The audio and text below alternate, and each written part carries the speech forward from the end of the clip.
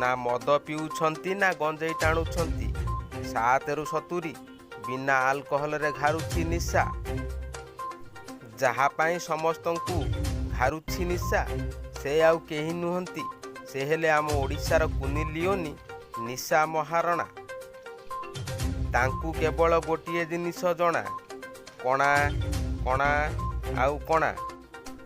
ତାଙ୍କରି କଣା ଟୋକାଙ୍କ ଠାରୁ ନେଇ ବୁଢ଼ା ପର୍ଯ୍ୟନ୍ତ ସମସ୍ତଙ୍କୁ କରୁଛି ବଣା।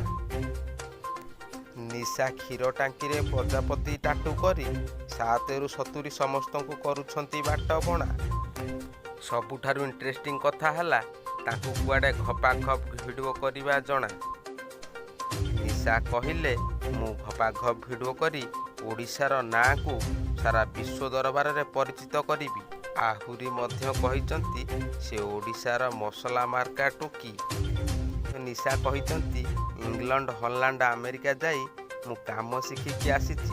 ନିଶା କହିଲେ ବହୁତ ପରିଶ୍ରମ କରି କାମ ଶିଖିକି ଆସିଛି, ଓଡ଼ିଶାରେ ବି ସେହି କାମ କଣ୍ଟିନ୍ୟୁ କରିବି।